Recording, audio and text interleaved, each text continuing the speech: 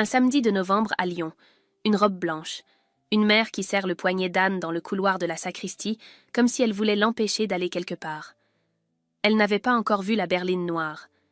Ce que vous allez entendre est l'histoire d'une femme qui a appris à se tenir debout là où d'autres se seraient effondrés.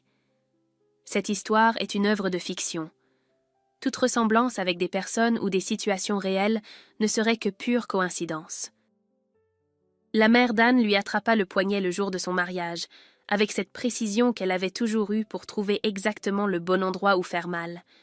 Et pendant une seconde, Anne regarda ses doigts serrés sur sa peau blanche, sous la dentelle du manchon en pensant à toutes les fois où cette même main l'avait poussée vers la porte, retirée d'une conversation, signifiait sans un mot que sa place était ailleurs, toujours ailleurs. Une divorcée, un enfant illégitime. « Tu vas traîner notre nom dans la boue. » Michel avait dit ça à voix basse, les dents presque serrées, avec ce sourire de façade qu'elle maintenait pour les invités qui passèrent dans le couloir de la sacristie en leur jetant des regards rapides.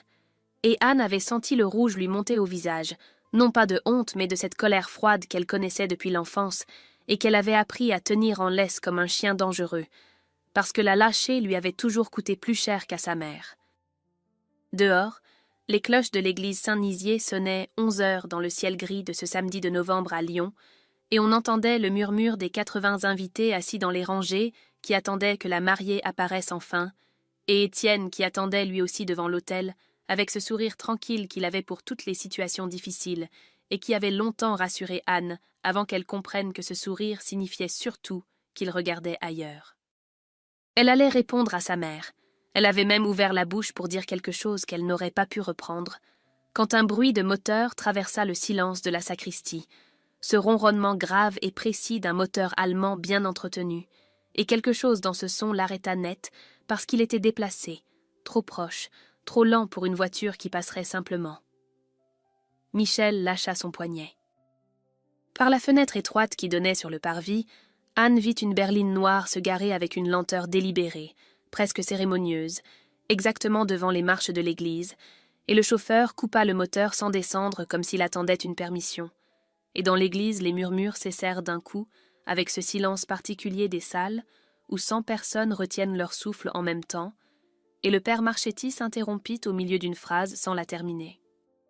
La portière arrière s'ouvrit. Un homme descendit, la cinquantaine, costume sombre, les cheveux grisonnants aux tempes, et il leva les yeux vers la façade de l'église avec cette expression de quelqu'un qui a fait un long trajet pour dire une seule chose et qui vérifie qu'il est arrivé au bon endroit. Et Anne le reconnut immédiatement, pas parce qu'il n'avait pas changé. Il avait changé. 12 ans font leur travail sur un visage. Mais parce qu'il y avait dans sa façon de tenir les épaules, dans cette légère inclinaison de la tête vers la gauche qu'il avait toujours eue, quelque chose d'absolument inchangé qui traversa les 12 années d'un seul coup et atterrit dans sa poitrine comme une pierre froide. Frédéric, le père de Léa, l'homme qui était parti en 3 jours sans laisser de numéro. Elle se retourna vers sa mère. Michel n'avait pas bougé. Elle regardait toujours par la fenêtre étroite, et ce que Anne vit sur son visage à cet instant précis n'était pas de la surprise, pas cette expression qu'ont les gens quand quelque chose d'inattendu se produit devant eux, mais quelque chose de différent, de plus petit et de plus révélateur, cette contraction imperceptible autour des yeux de quelqu'un qui voit arriver ce qu'il savait devoir arriver un jour, et qui réalise que ce jour est aujourd'hui. Michel connaissait cet homme. Pas de vue, pas de réputation, pas de photo montrée par quelqu'un d'autre, elle le connaissait. Et cette certitude traversa Anne avec une clarté si soudaine et si totale qu'elle dut s'appuyer une seconde contre le mur de la sacristie, parce que ce n'était pas une intuition, ce n'était pas une peur, c'était une évidence qui venait de prendre une forme définitive et irréversible dans sa tête, et toutes les choses qui n'avaient jamais tout à fait eu de sens au cours des 12 dernières années commençaient à s'aligner les unes après les autres avec cette précision froide et implacable des pièces d'un puzzle qu'on retourne enfin dans le bon sens. Dans l'église, quelqu'un appela son prénom. Anne ne se retourna pas vers Michel. Elle ne regarda pas Étienne qui s'avançait vers la porte. Elle garda les yeux fixés sur le visage de sa mère jusqu'à ce que Michel finisse par détourner le regard. Et dans ce détournement, il y avait tout ce qu'Anne avait besoin de savoir pour l'instant. Elle prit une longue inspiration, redressa les épaules et sortit. 12 ans plus tôt, Anne avait 26 ans et travaillait comme assistante juridique dans un cabinet discret de la rue Salat à Lyon, un de ces endroits où personne ne remarquait grand-chose, parce que tout le monde était trop occupé à faire semblant d'être ailleurs, et c'est là qu'elle avait rencontré Frédéric, avocat associé, marié, père de 2 enfants, homme qui savait exactement quoi dire et quand le dire, ce qui est la forme la plus dangereuse de l'intelligence chez un homme. La relation avait duré 8 mois, le temps qu'il faut pour croire quelque chose qui n'est pas vrai. Quand Anne lui avait annoncé la grossesse un mardi matin dans le parking souterrain du cabinet, Frédéric avait hoché la tête avec cette expression de quelqu'un qui écoute attentivement, puis il avait dit qu'il avait une audience à 14 heures et qu'ils en parleraient plus tard.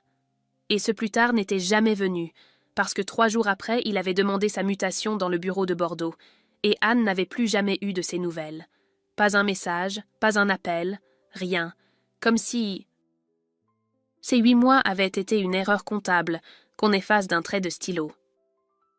Elle avait appelé sa mère le soir même, debout dans sa cuisine avec les mains qui tremblaient légèrement au-dessus du téléphone, parce qu'elle n'avait personne d'autre à appeler, et que Michel était encore sa mère, malgré tout, malgré les 30 ans de distance calculée et de silence poli qui avaient remplacé chez elle ce que d'autres familles appelaient de l'amour, et Michel avait écouté sans l'interrompre, ce qui n'était pas dans ses habitudes, puis elle avait dit qu'elle allait en parler à son père et qu'Anne rappellerait le lendemain.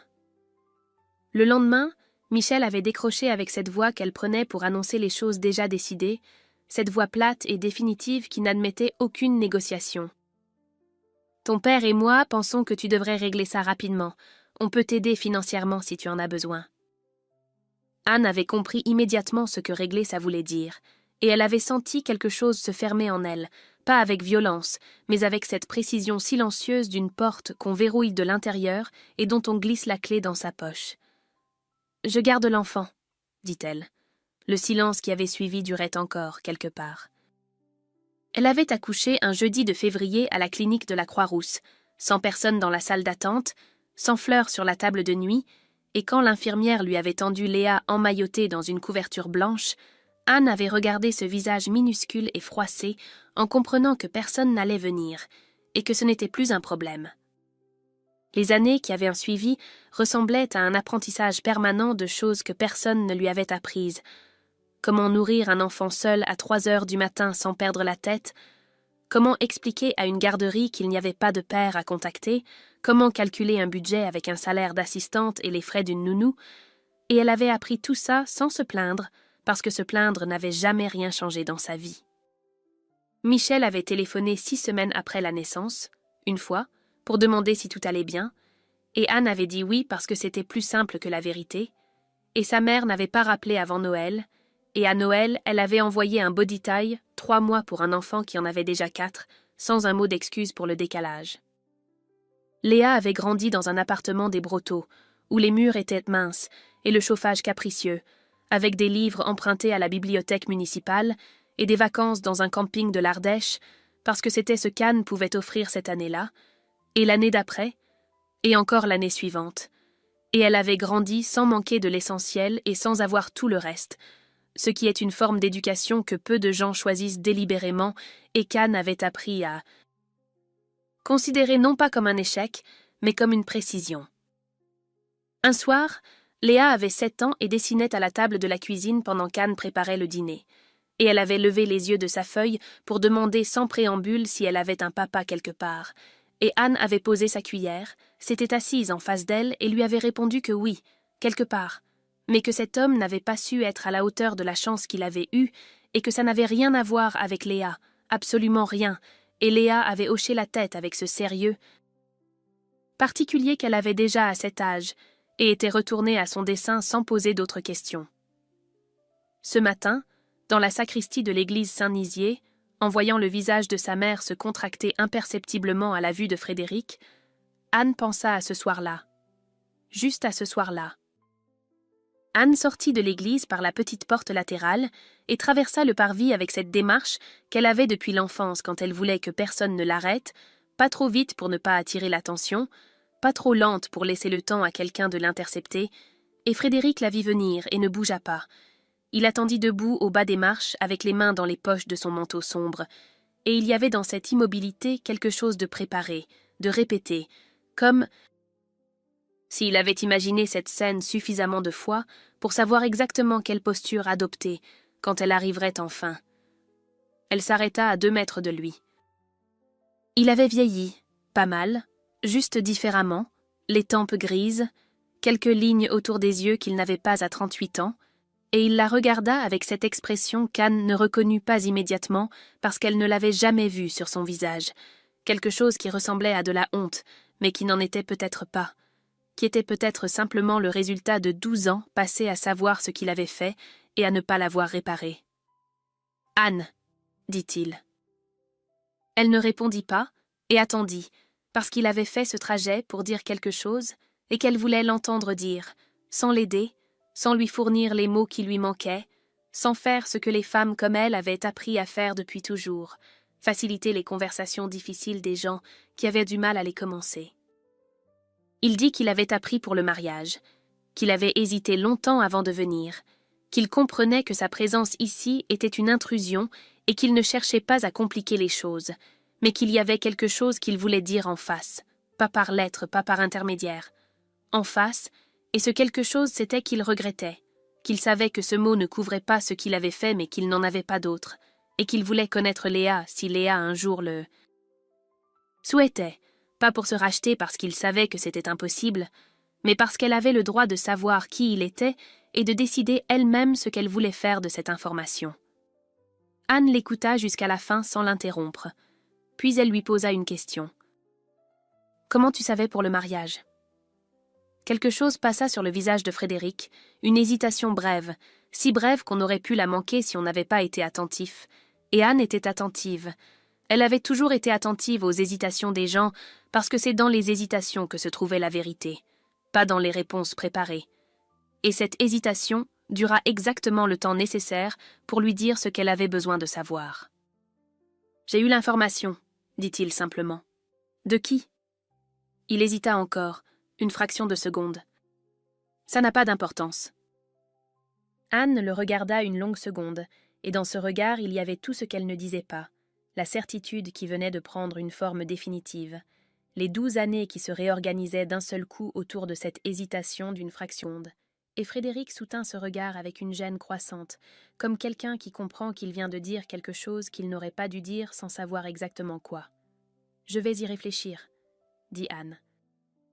Elle ne précisa pas à quoi elle allait réfléchir, pas à sa demande de voir Léa, pas à son discours sur les regrets, mais à cette hésitation, à ces 2 mots, à ce « ça n'a pas d'importance » prononcé par quelqu'un qui venait de comprendre que ça en avait beaucoup.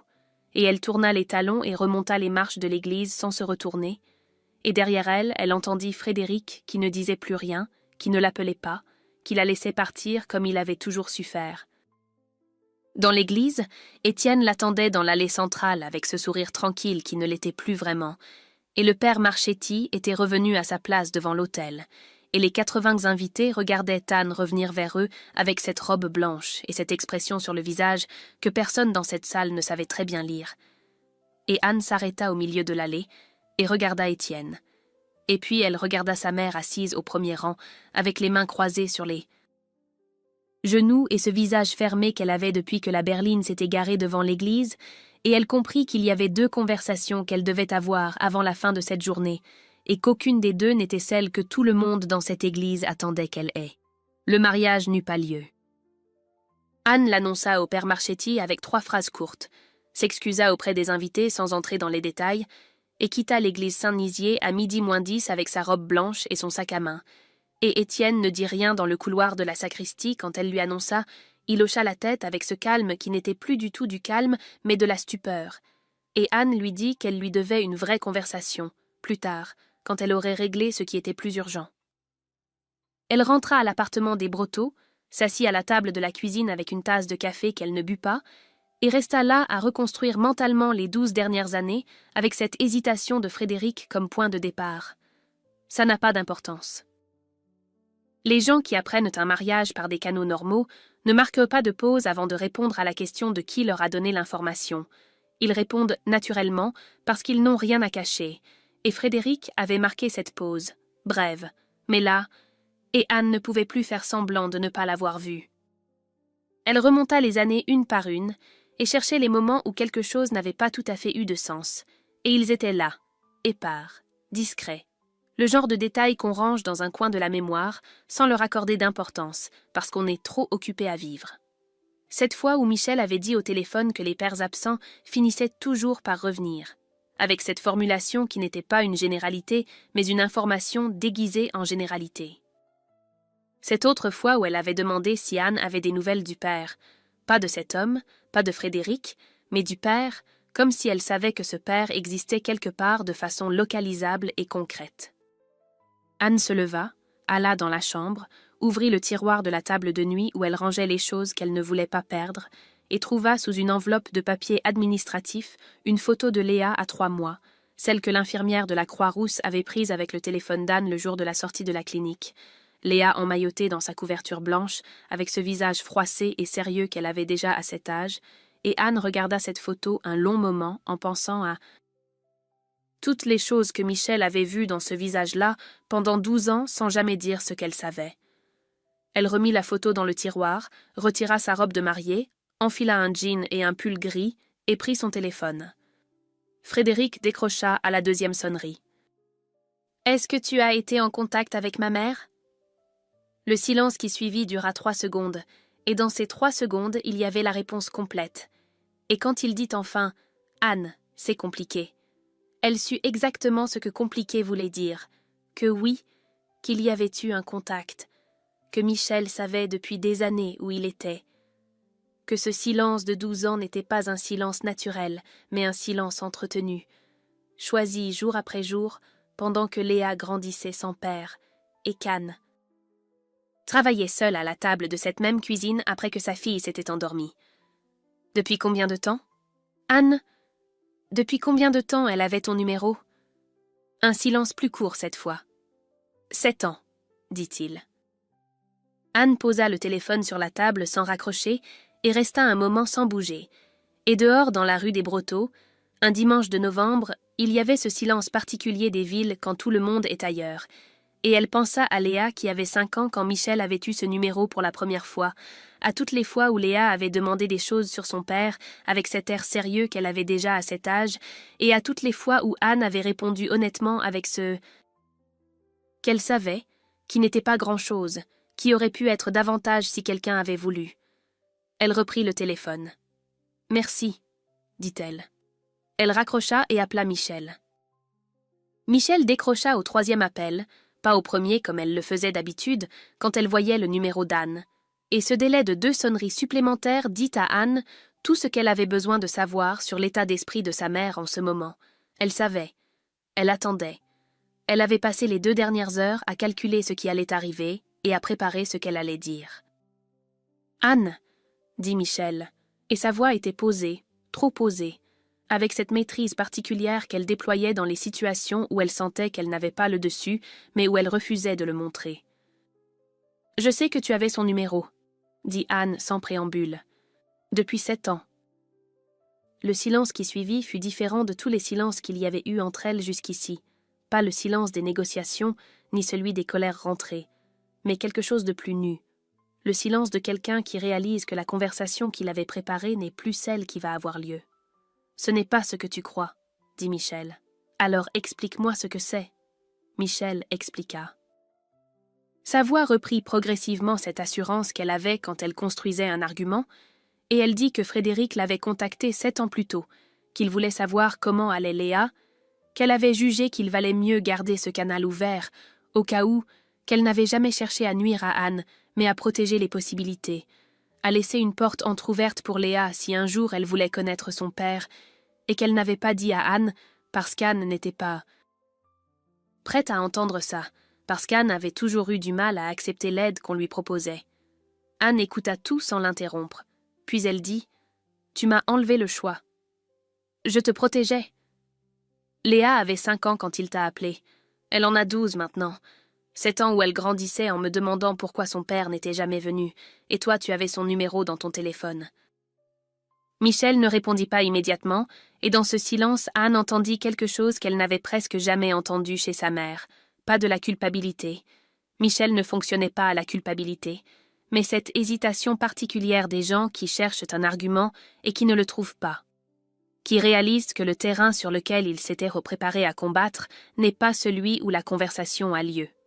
« J'aurais pu me tromper », dit Michel finalement, et c'était la phrase la plus proche d'une concession qu'Anne lui avait jamais entendu prononcer, formulée de cette façon qui évitait soigneusement le mot « erreur » et le mot « faute », mais qui les contenait quand même, en creux entre les syllabes. « Oui, » dit Anne, « tu aurais pu. » Elle n'ajouta rien parce qu'il n'y avait rien à ajouter, parce que cette phrase de Michel était arrivée trop tard et dans une forme trop prudente pour changer quoi que ce soit à ce qui s'était passé, et parce qu'Anne avait appris depuis longtemps que certaines conversations n'avaient pas de conclusion satisfaisante, et que les forcer vers une résolution artificielle ne servait personne. « Je t'appellerai. » Elle raccrocha et resta assise un long moment à la table de la cuisine avec le téléphone posé devant elle, et ce silence de dimanche après-midi qui remplissait l'appartement, et elle pensa à Léa qui était chez une amie et qui rentrerait vers 18h avec cette façon qu'elle avait de poser son sac n'importe où en entrant et de commencer à parler avant même d'avoir retiré son manteau, et elle pensa qu'il y avait une conversation qu'elle allait devoir avoir avec sa fille, pas aujourd'hui, pas cette semaine peut-être, mais bientôt, une conversation honnête comme toutes les conversations qu'elles avaient eues depuis le début, et que cette conversation-là serait la plus difficile et la plus importante de toutes. Elle se leva, remplit la bouilloire et prépara du thé. Anne attendit une semaine avant d'aller chez sa mère. Pas parce qu'elle avait besoin de temps pour se calmer, elle était calme.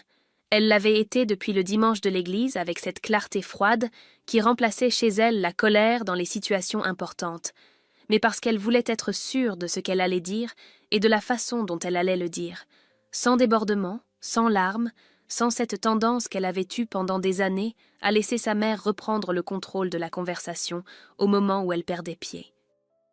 Elle sonna à la porte du pavillon de Villeurbanne un samedi matin à 10h, Léa était chez Camille, et Michel ouvrit avec cette expression de quelqu'un qui attendait cette visite depuis une semaine et qui avait eu le temps de se préparer, et elle fit entrer Anne dans le salon avec ses gestes d'hôtesse qu'elle avait toujours dans les situations tendues, proposa du café, proposa de s'asseoir, comme si les formes pouvaient encore servir à quelque chose.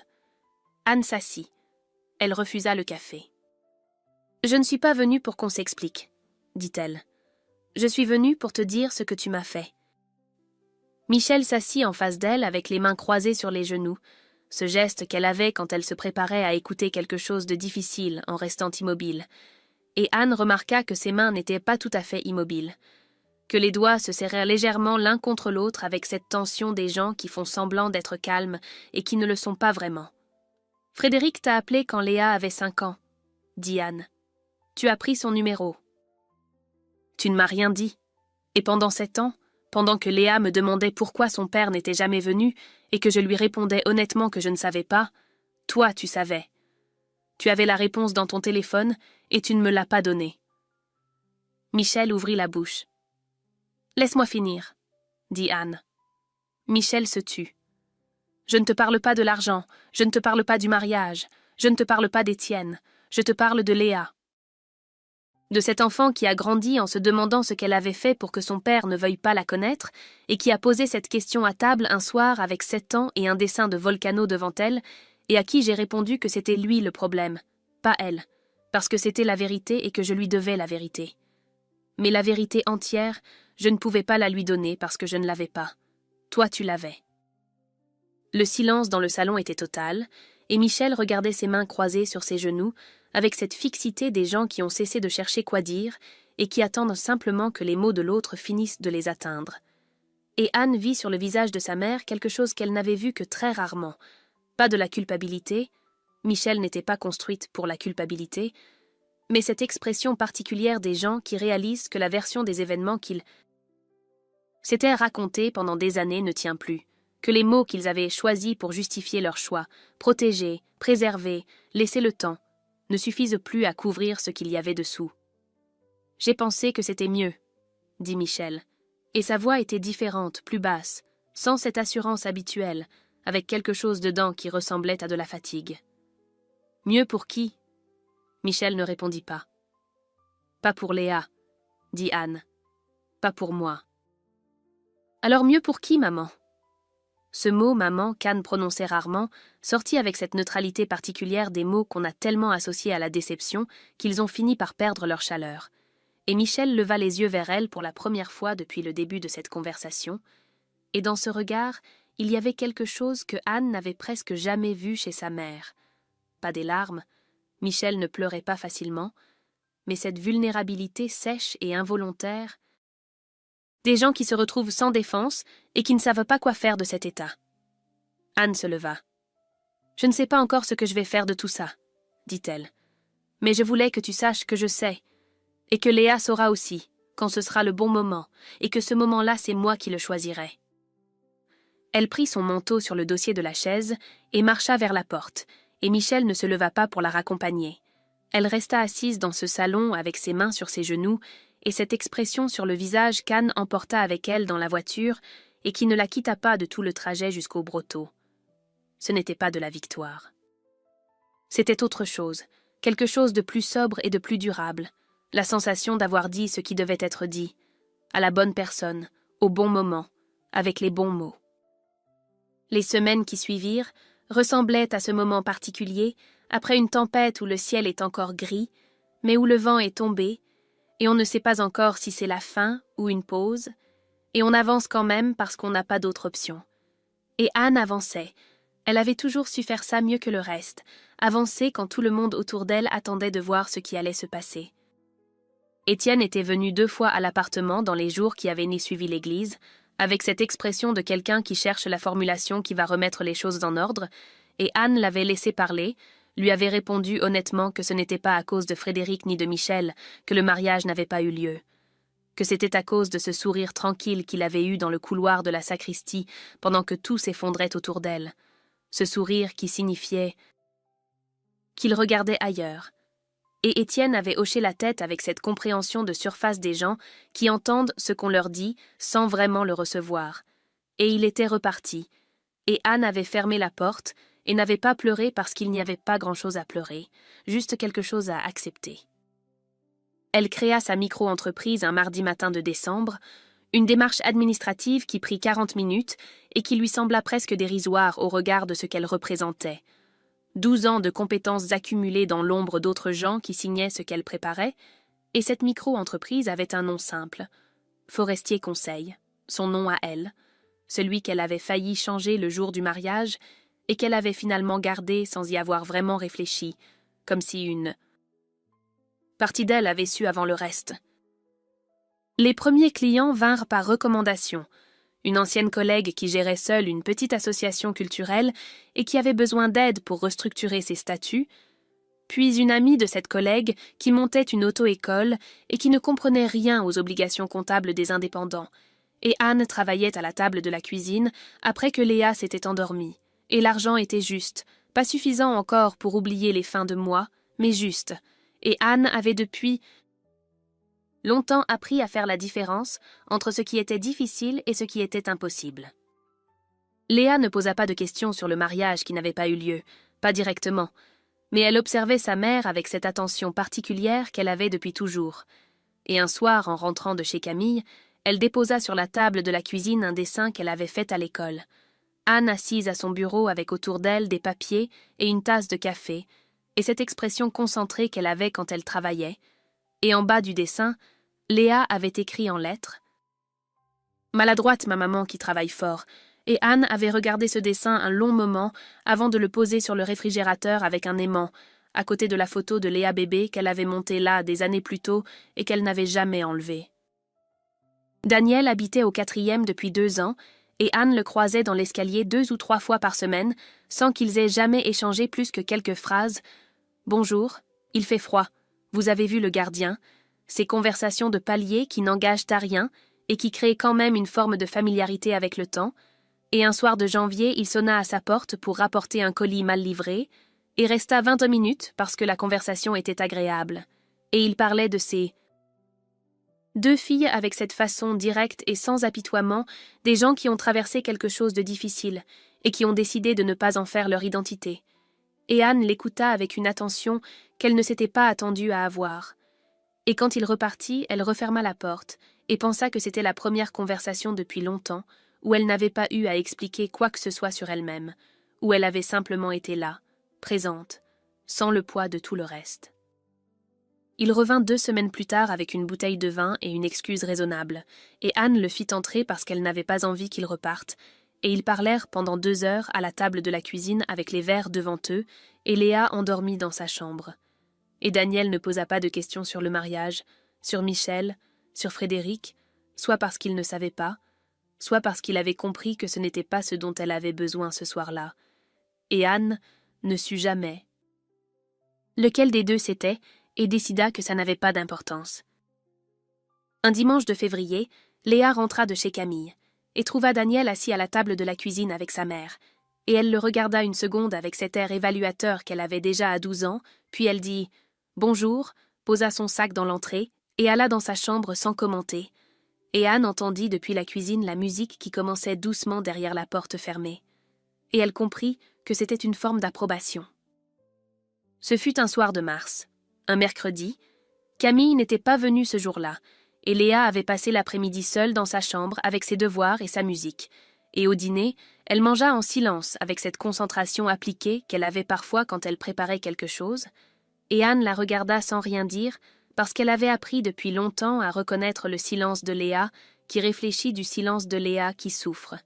Et celui-là était le premier, celui d'une fille qui choisissait ses mots. Ce fut après le dîner, pendant qu'Anne rangeait les assiettes et que Léa était encore à table avec son verre d'eau devant elle, que la question arriva. « Pourquoi il n'est jamais venu ? Pas est-ce que j'ai un père, pas où est mon père, mais pourquoi il n'est jamais venu ?» Et dans cette formulation, il y avait tout ce que Léa savait déjà, que cet homme existait, qu'il avait fait un choix, et que ce choix n'était pas une fatalité mais une décision. Et Anne posa les assiettes dans l'évier et se retourna vers sa fille, et vit sur son visage cette expression qu'elle connaissait depuis que Léa avait 7 ans et qu'elle lui avait demandé la même chose. Pour la première fois, ce sérieux particulier des enfants qui posent les vraies questions et qui sont prêts à recevoir les vraies réponses. Anne s'assit en face d'elle. « Tu veux la version courte ou la version entière ?» Léa la regarda. « La version entière. » Alors Anne lui dit tout, pas avec les mots qu'elle avait préparés parce qu'elle n'avait pas préparé de mots, avec les mots qui venaient dans l'ordre où ils venaient, Frédéric, le cabinet rue Salat, les 8 mois, le parking souterrain un mardi matin, la mutation à Bordeaux, le silence, l'appartement des Brotteaux, la clinique de la Croix-Rousse un jeudi de février, l'infirmière qui avait tendu Léa dans sa couverture blanche avec personne dans la salle d'attente, les années qui avaient suivi. Avec les fins de mois calculées, et les livres de la bibliothèque et les vacances en Ardèche, et puis l'église Saint-Nizier, la berline noire, Frédéric qui descendait avec ses tempes grises et cette façon de tenir les épaules qui n'avait pas changé, et la question qu'Anne lui avait posée sur le parvis, et l'hésitation d'une fraction de seconde avant qu'il réponde. Et puis Michel. Anne dit ça aussi, simplement, sans chercher à atténuer ni à dramatiser, que sa grand-mère avait eu le numéro de Frédéric pendant 7 ans et ne le lui avait pas dit, et que ce n'était pas une erreur d'inattention mais un choix, et qu'Anne avait eu cette conversation avec Michel, et que les choses entre elles étaient moins compliquées maintenant, pas impossibles, compliquées, et que Léa n'avait pas à choisir de camp parce qu'il n'y avait pas de camp, juste des gens qui avaient fait des choix et qui allèrent devoir vivre avec. Léa écouta tout sans l'interrompre, les mains à plat sur la table, les yeux sur sa mère, et Anne ne sut pas exactement à quel moment sa fille avait cessé d'être une enfant et était devenue cette personne en face d'elle qui écoutait avec une attention totale et sans dramatiser, et elle pensa que c'était peut-être ce qu'on transmettait sans le savoir quand on répondait honnêtement aux questions depuis le début. « Est-ce qu'il veut me voir ?» Il a dit que oui. « Que c'était à toi de décider ?» Léa hocha la tête et regarda son verre d'eau un moment. « Pas maintenant, » dit-elle. « D'accord. Peut-être plus tard. »« D'accord. »« Et mamie ?»« Mamie t'aime, » dit Anne. Et c'était vrai, c'était la chose la plus compliquée et la plus vraie à la fois, que Michel aimait Léa à sa façon, cette façon qui avait ses limites et ses zones d'ombre et ses choix discutables, mais qui existait quand même. Et Léa méritait de savoir ça aussi, pas seulement le reste. « Je sais, » dit Léa.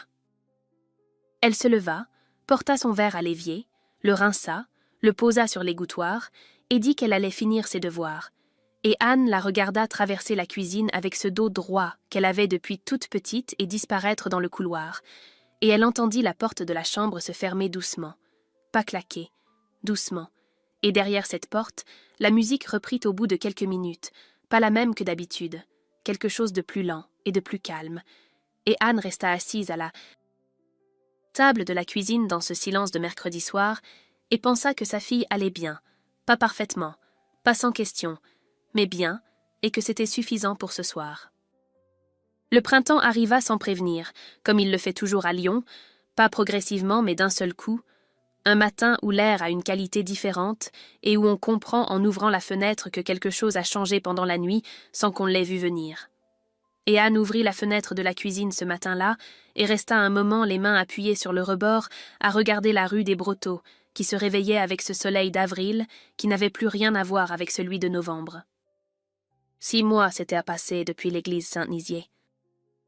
Forestier Conseil avait maintenant 7 clients réguliers, pas beaucoup, suffisamment, et Anne travaillait à la table de la cuisine le matin avant que Léa se lève et parfois le soir après qu'elle s'était endormie.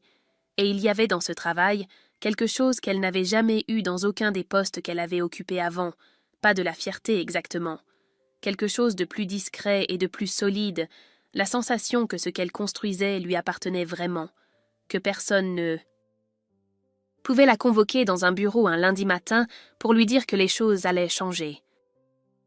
Michel avait envoyé une lettre en février, 4 pages manuscrites avec cette écriture serrée qu'elle avait depuis toujours, et Anne l'avait lue en entier, debout dans l'entrée avec son manteau encore sur le dos, et il y avait dans ces 4 pages des explications et des justifications, et 2 phrases qui ressemblaient à des excuses sans tout à fait en être, et Anne avait plié la lettre soigneusement, l'avait rangée dans le tiroir de la table de nuit, sous la photo de Léa bébé, et n'avait pas répondu, pas encore, peut-être un jour, peut-être pas, et cette incertitude ne lui pesait plus comme elle lui avait pesé pendant des années, elle était juste là, en attente, à sa place.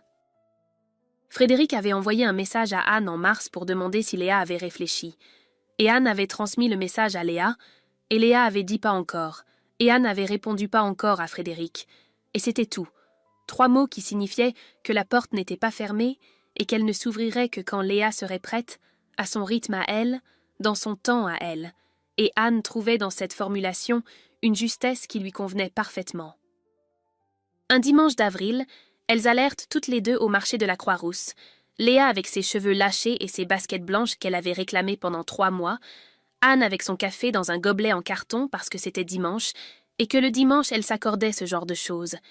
Et elles marchèrent entre les étals, avec ce soleil de printemps qui donnait à toute une qualité différente, aux tomates, aux fleurs, au visage des gens, et Léa parla pendant tout le trajet de Camille et d'un projet de vidéo qu'elles voulaient faire ensemble et d'une chanson qu'elle avait découverte la veille et qu'elle voulait faire écouter à Anne dans la voiture sur le chemin du retour. Elles s'arrêtèrent devant un étal de fleurs et Léa choisit un bouquet de pivoines roses parce qu'elle trouvait que l'appartement manquait toujours de couleurs et Anne paya sans regarder le prix parce qu'il y avait des choses pour lesquelles elle avait décidé de ne plus regarder le prix, pas beaucoup, quelques-unes, les fleurs en faisaient déjà partie. Et Léa serra le bouquet contre elle avec cette satisfaction tranquille qu'elle avait quand les choses se passaient comme elle l'avait imaginé. Sur le chemin du retour, dans la voiture, Léa brancha son téléphone sur la radio et fit écouter à Anne cette chanson qu'elle avait découverte, quelque chose de lent et de lumineux, avec une voix de femme qui chantait des choses qu'Anne ne comprit pas entièrement parce que le volume n'était pas assez fort. Mais la mélodie était belle. Et Léa chantonnait en regardant par la fenêtre les rues de Lyon défiler sous ce soleil d'avril. Et Anne conduisit sans rien dire, en pensant que c'était ça. Exactement ça, ce dimanche ordinaire et lumineux avec ses pivoines sur la banquette arrière, et cette chanson qu'elle ne connaissait pas, et le profil de Léa qui regardait dehors, c'était ce qu'elle avait construit sans le savoir pendant toutes ces années, où elle avait cru ne construire que la survie. Elle ne s'était pas trompée. Elle avait juste construit plus grand que prévu. Anne et Léa. Un bouquet de pivoines sur la banquette arrière. Une chanson que personne ne connaissait encore. C'est là que nous les laissons. Si cette histoire vous a touché, Si vous avez reconnu quelqu'un dans Anne, dans Michel, dans ce silence qui dure trop longtemps entre deux personnes qui s'aiment mal, dites-le nous dans les commentaires. Votre avis compte vraiment, et il aide d'autres personnes à trouver ces histoires. À très bientôt.